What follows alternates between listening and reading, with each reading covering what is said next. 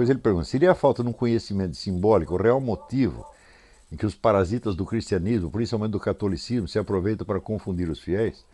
No Brasil, cultos como o Espiritismo, Seixo Noyer e outros são realizados com presença de católicos que não imaginam que isso não tem nada de católico.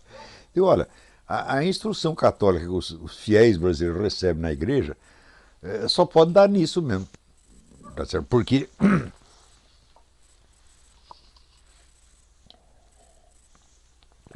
é um catolicismo reduzido a duas coisas. Primeiro é a espiritualidade medicinal. O sujeito vai na igreja porque ele está com hemorroida, está com bicho de pé, qualquer coisa desse tipo. E em segundo lugar, a moralidade, moralidade sexual. Bem que entre os católicos isso é menos acentuado do que entre os protestantes. As pessoas se esquecem do seguinte elemento. Quando você se abstém dos pecados mais vistosos, mais óbvios, sobretudo de ordem sexual, você está fazendo isso por temor e amor a Deus ou por temor da opinião dos outros, ou por temor da rejeição social, da opinião pública, etc, etc. É claro que 99,999% dos casos é esta última hipótese. Quer dizer, você não está vendo Deus, tá certo? Mas você está vendo os vizinhos, está vendo a sua mãe, está vendo a sua sogra, etc, etc. E você teme perder emprego, teme ser rejeitado, etc, etc. Na hora que você faz isso, você está colocando este grupo social no lugar de Deus. E, portanto, você está cultuando um negócio que a Bíblia chama de o mundo. Né? E o mundo, segundo a Bíblia, é um dos três inimigos da alma: o mundo, o diabo e a carne. Então você trocou alguns pecados por um pecado permanente de idolatria, que é o culto do mundo. Como é que você faz para distinguir? Eu digo, olha, uma maneira de você distinguir é a seguinte: Deus perdoa, o mundo não perdoa. Então, vamos dizer, você imagina, por exemplo, quantos adultérios Deus perdoaria. Né? Ele mesmo disse que são 490. Né? Quem chegou a 490 adultérios? Ninguém. Né? Então, mas o mundo não perdoa nenhum. Ele pode, com um, ele pode destruir a sua vida. Então, esse é o critério. Você está, vamos dizer, com medo de alguém que não perdoa e que vai te destruir, tá certo? Ou você está movido pelo amor a alguém que está lá precisamente para te perdoar e te restaurar. Esse é o critério, tá certo? Então, este tipo, vamos dizer, isso é inevitável que essas coisas aconteçam. Tão logo os princípios da moral cristã se incorporam numa cultura, num meio social, e então se expressam através, vamos dizer, de slogans, de chavões e de juízos automáticos que as pessoas proferem umas sobre as outras. E isto provoca, vamos dizer, as distorções mais horríveis. Por exemplo, pergunta assim para você: quantas vezes você não entrou na igreja e viu o padre ou o pastor, né, falando contra os adúlteros, contra as prostitutas, etc, etc. E quantas vezes você o ouviu falando contra os assassinos de cristãos no mundo? Você ouve eles até falando dos pobrezinhos, dos pobres, etc, etc. Discuta, mas você tem mais dó do sujeito que é pobre do que daquele que foi assassinado? Como é possível uma coisa dessa? Quer dizer que a pobreza é pior que a morte? Né? Então toda essa preocupação, seja com os pecados sexuais, seja com a pobreza e tal, ela está expressando, vamos dizer, uma distorção, uma falta de hierarquia. E a falta de hierarquia atenta contra o primeiro mandamento. Com o que diz o primeiro mandamento? O primeiro mandamento diz: amar a Deus acima de todas as coisas. Quer dizer, o acima pressupõe uma noção escalar. Quanto mais acima? Bom, Deus é infinito, então é sempre acima do acima, do acima, do acima, do acima. Então, esta busca do que está acima, este desejo do que está acima de tudo, que é o que o Platão chamava o bem supremo, isto é que é a base e o centro da vida cristã. Se você não está procurando sempre, 24 horas por dia, o que é o bem supremo, o que é a coisa maximamente digna de ser amada, se você não faz isso, você não é cristão. Não interessa que você não... Não adianta você dizer, eu não cometi adultério, não roubei, não matei, etc. Tudo isso é bobagem, tudo isso aí é simplesmente da opinião pública. Tá certo? Então, vamos dizer, o senso de hierarquia dos valores e, portanto, de hierarquia dos pecados também, está dado já no primeiro mandamento. Se você não cumpre o primeiro, não adianta cumprir os outros 9. E o seu cumprimento dos outros 9 deve obedecer ao critério do primeiro. Eu nunca vi na minha vida o padre ou o pastor explicar isso aqui. Tem o padre Paulo Ricardo, ele explica. Mas quem mais? Então, quer dizer que o critério moral que é ensinado às pessoas nas igrejas já é para pervertê-las desde o início. Então, quando você fala temor a Deus, o temor a Deus não é como o temor que você tem da polícia, do vizinho, do seu patrão, do seu grupo de referência. É uma coisa completamente diferente. É assim, ele é um medo de decepcionar e de perder o supremo bem.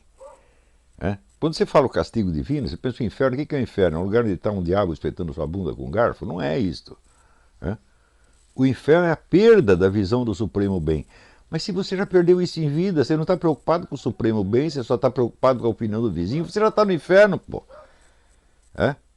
Agora, se tem padres e pastores contribuindo para incutir nas pessoas esta moral pervertida no fim das contas, o sujeito está lá para assustar a criancinha, então não é de espantar que se a pessoa confunde até Deus com a opinião do vizinho, como é que não vai confundir o cristianismo com o Seixo Noye, ou com o Macumba, ou com qualquer outra coisa? Ele já está vivendo na confusão. Então, vamos dizer, restaurar o verdadeiro espírito, tá certo, da religião cristã é o começo da restauração de uma sociedade. Tá certo? Então, e você não vai, certamente você não vai procurar Deus enquanto você continuar com o culto do mundo. Não que a gente deva desprezar a opinião das pessoas, mas a gente nunca pode temê-la, como se dela dependesse o nosso destino, como se essas pessoas fossem nos mandar para o inferno, tá certo? E como, você está pensando a coisa, como se o inferno fosse uma coisa substantiva e física.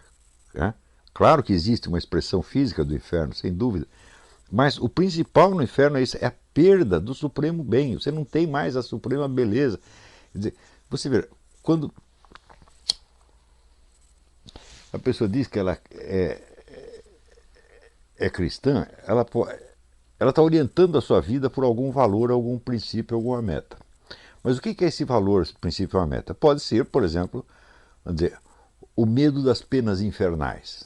Tá certo? Você imagina um inferno, um sofrimento atroz, etc, etc. Essa é uma primeira escala. Um segundo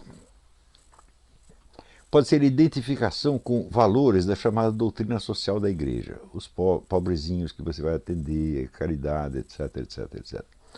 E tem várias motivações, que todas elas são cristãs, mas elas só adquirem algum sentido no topo, na chave de abóbada, que é do bem supremo. Então, por exemplo, você está praticando o cristianismo, achando que você pode imaginar as penas do inferno, você pode imaginar uma visão paradisíaca, pode imaginar um paraíso, tá certo?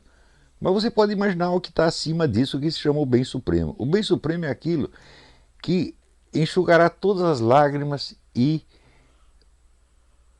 trará, vamos dizer, a redenção de toda a espécie humana, o fim de todo o sofrimento, não para você, mas para todo mundo. Se você está pensando nisto, tá certo? E está buscando isto, então você está amando a Deus. E você, naturalmente, vai fazer a coisa certa. E se você errar, você não vai ficar muito preocupado com isso. Porque se você começa a ficar muito preocupado porque você errou, então você já entrou no remorso, que é uma emoção demoníaca. Tá certo? Então, a preocupação excessiva, vamos dizer, com a sua boa conduta, é uma concessão ao mundo, meu Deus do céu. Porque você está agindo diante dos olhos do mundo e não diante dos olhos de Deus. Porque Deus já está lá para te perdoar e te levantar meses. Entendeu? Então, se você nunca teve, vamos dizer, esta busca do bem supremo, então eu digo, por que você não vai de pecar, meu Deus do céu? Que diferença vai fazer? Se você está só preocupado com a opinião do mundo, tanto faz, meu filho. Você ser adúltero, ser homossexual, ser jogador, ser drogado, não vai fazer diferença nenhuma, né? A diferença é esta: existe quem está buscando o bem supremo e existe quem não está. Quem está buscando só bens imediatos, entre os quais a sua maldita boa conduta. Então, quer dizer que toda a educação cristã, sobretudo no Brasil, em outros países não é tanto assim. Eu posso garantir, por exemplo, na França eu vi coisa diferente nas igrejas, aqui eu também vejo, tá certo? Mas no Brasil, o clero inteiro, católico e protestante, parece que está interessado, sobretudo, em corromper as pessoas, tá certo? Então não é de estranhar que aconteça isso, quer dizer, não é só o problema da falta da simbólica. O que está faltando é a coisa mais substantiva, que é a busca do bem supremo. Espera aí que meu computador... Ah, está aqui. Ele diz aqui: imagino que o que ocorre no Brasil é mais grave do que na época do arianismo, pois os inimigos de hoje são mais diversos e possuem o apoio da mídia. E o povo não consegue distinguir os verdadeiros defensores da ortodoxia, a ponto de achar que alguns padres cantores possuem essa função. Você está montado na razão. Quer dizer, você tem, vamos dizer, a confusão espiritual generalizada.